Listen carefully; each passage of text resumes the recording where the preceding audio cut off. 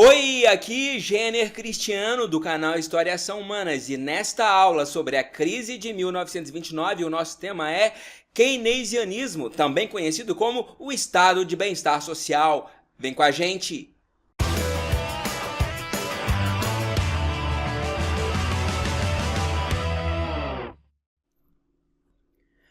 Bom, pessoal, então hoje nós vamos trabalhar aqui com o keynesianismo, que também é conhecido como estado do bem-estar social.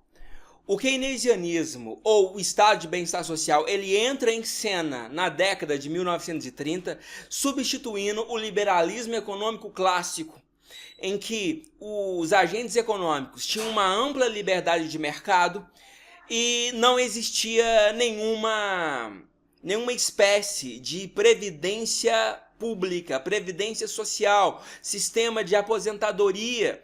Enfim, não existia nada que protegesse o trabalhador em caso de crises. Nós teremos este indivíduo, este economista, o John Maynard Keynes, escrevendo este livro, Teoria Geral do Emprego, do Juro e da Moeda, em que ele vai apontar a necessidade de uma ação, de uma intervenção estratégica por parte do Estado, criando um sistema de proteção social para os trabalhadores.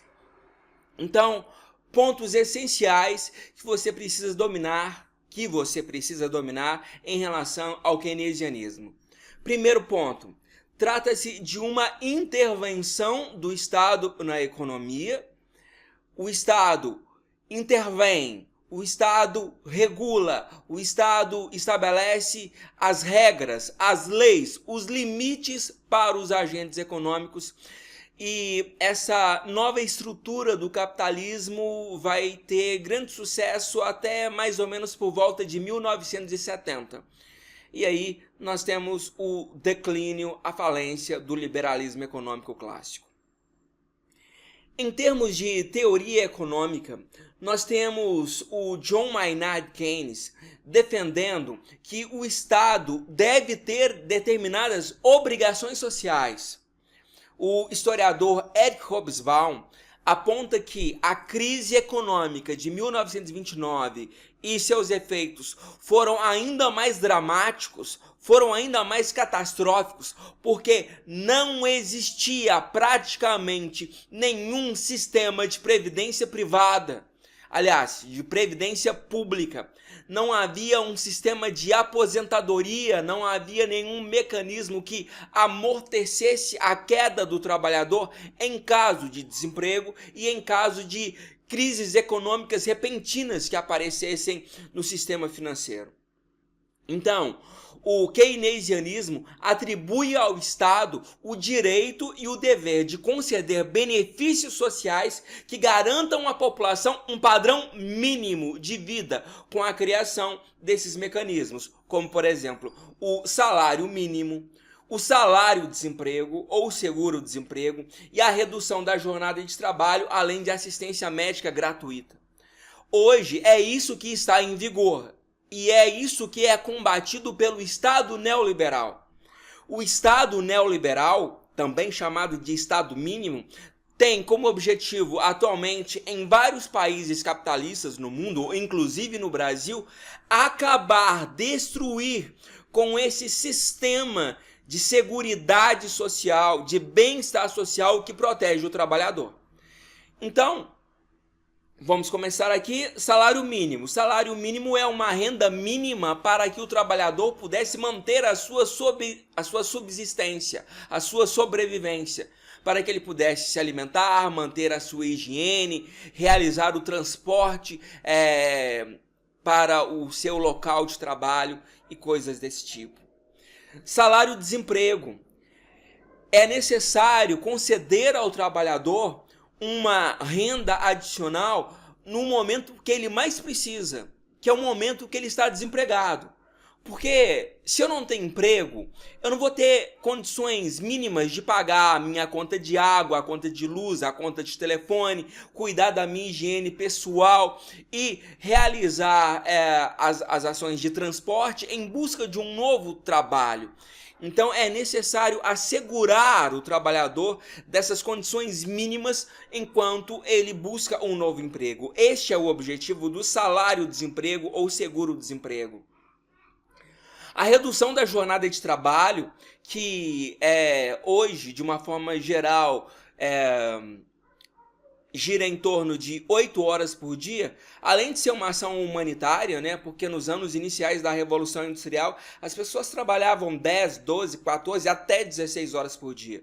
Então, além de ser uma questão humanitária, é algo que vai resguardar a saúde física e psicológica do trabalhador. E um sistema de assistência médica gratuita. Porque, pasmem, na década de 1920, caso você fosse um trabalhador da indústria e sofresse um acidente, uma mutilação, os cuidados médicos corriam por sua inteira conta. Você não tinha direito a uma aposentadoria por invalidez e os gastos médicos, os gastos com os cuidados para cuidar da sua mutilação corriam inteiramente por sua conta, por conta do trabalhador. Então nós tivemos a criação dessa assistência médica gratuita para cuidar da saúde dos trabalhadores de uma forma geral, não somente a saúde física, mas a saúde mental também. De uma forma geral, a intervenção do Estado na economia, por meio das ideias do John Maynard Keynes, criando essa estrutura do bem-estar social, tinha como objetivo criar um sistema de pleno emprego.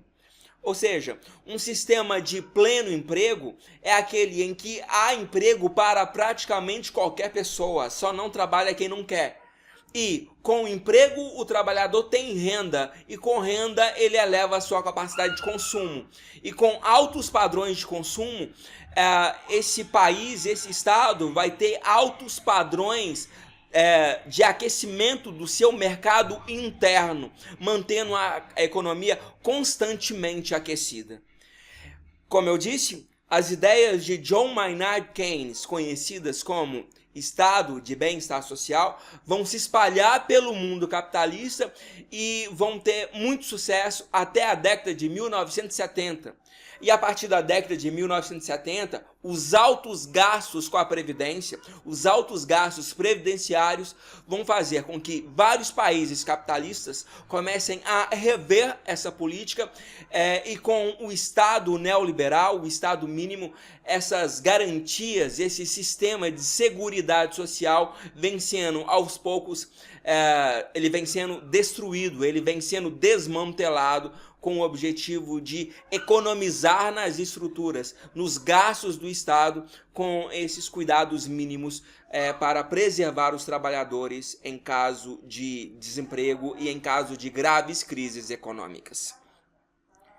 É isso que nós temos para falar sobre o keynesianismo, e em nossa próxima aula a gente vai falar sobre os efeitos da crise de 1929 aqui no Brasil.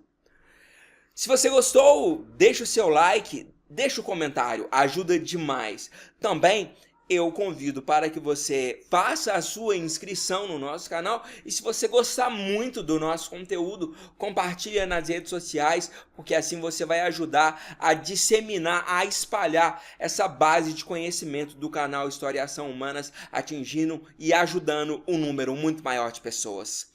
Um forte abraço, pessoal, e até a nossa próxima aula!